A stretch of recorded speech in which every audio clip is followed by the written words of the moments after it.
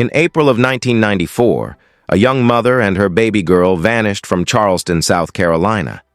For nearly 20 years, their whereabouts remained a mystery, until the shocking truth came to light on the other side of the world, in Australia.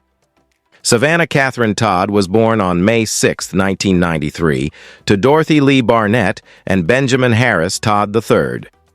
Harris worked as a financial advisor, while Dorothy was a flight attendant.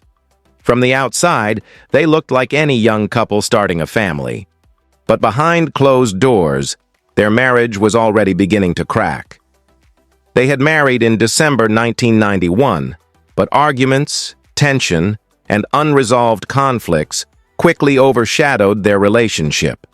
What began as ordinary marital struggles soon escalated into a bitter separation. As the divorce played out, questions about Dorothy's mental health became a central focus in court. These concerns directly shaped what would become a heated custody battle over baby Savannah. In the end, the judge granted full custody to Harris, while Dorothy was allowed visitation every other weekend, an arrangement meant to keep mother and daughter connected. But on April 24, 1994, when Savannah was just 11 months old, a scheduled visit changed everything. Dorothy picked Savannah up as usual, but she never brought her back. Instead, she disappeared, taking her baby with her. Harris quickly contacted police and Savannah was listed as a missing child. What initially looked like a custody violation soon turned into something much bigger. With Dorothy's background as a flight attendant and her ability to travel, investigators feared she might have forged documents and fled overseas. Within days, the FBI stepped in and the search for Savannah went international. Tips came in suggesting Dorothy had gone to places like Texas, Florida, or even Belize, but none led to her.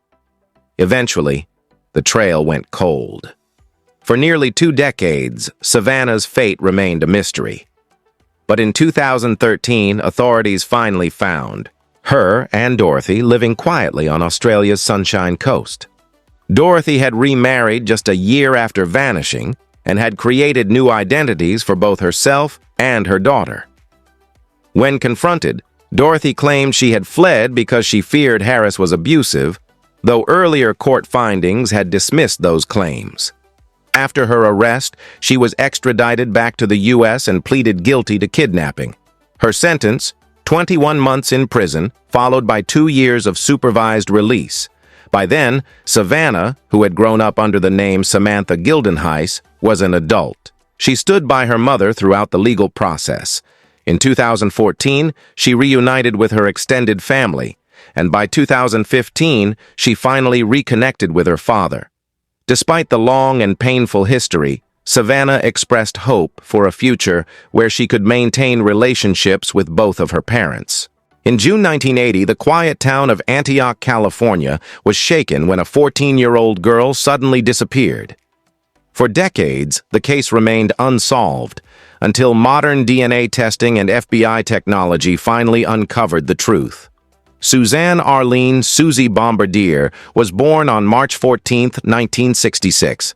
She grew up in Antioch, Contra Costa County, where she was known as a bright, dedicated student. By 1980, Suzanne was excelling at Antioch Junior High. She was an honor roll student, a member of the California Junior Scholastic Federation, and even dreamed of becoming a cheerleader. On June 22, 1980, Suzanne spent the evening babysitting her 2 nieces at her sister's home. It was the very first night of summer vacation, and what should have been an ordinary evening quickly turned into something her family would never forget. When Suzanne's sister returned home the next morning, everything seemed strangely off. Her daughters were safe, unharmed, but Suzanne was gone. There were no signs of forced entry, no broken locks, no shattered windows, just an empty space where Suzanne should have been. Her disappearance sent immediate panic through the family and community. Antioch police launched a search, but the case turned tragic just 5 days later. On June 27th, Suzanne's body was discovered in the San Joaquin River near the Antioch Bridge. An autopsy revealed she had been assaulted and stabbed once in the chest, a single wound that pierced her heart and ended her life. The brutality of the crime shocked investigators, who suspected early on that the killer may have been someone the family knew. But in 1980, forensic science was limited. Despite interviews and leads, the case grew cold. Years turned into decades. And then, in 2015, hope resurfaced. Suzanne's friend, along with her niece, met with two retired detectives who had worked the case back in the 80s. Their determination led to the case being reopened, this time with the help of advanced DNA testing. Investigators submitted preserved evidence to the FBI's CODIS database, a tool that hadn't existed at the time of the murder. In 2017, the breakthrough came. A DNA match identified Mitchell Lynn Bacon, a convicted offender, and chillingly, someone the Bombardier family already knew. On December 11, 2017, authorities arrested Bacon, then 63 years old, without incident. After nearly 4 decades, there was finally a suspect in Suzanne's case. The trial took years, but in March 2022, a Contra Costa County jury found Bacon guilty of first-degree murder with special circumstances, including kidnapping, burglary, and assault.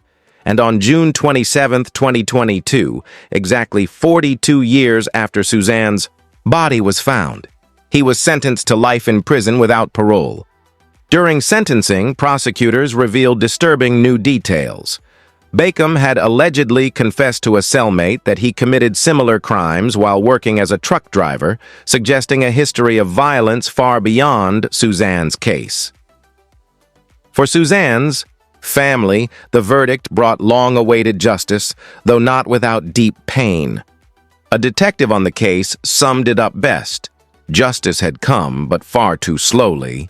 Decades of grief and uncertainty had weighed heavily on Suzanne's loved ones. And while the conviction finally closed the case, it also served as a reminder of the long road they had endured to see accountability at last.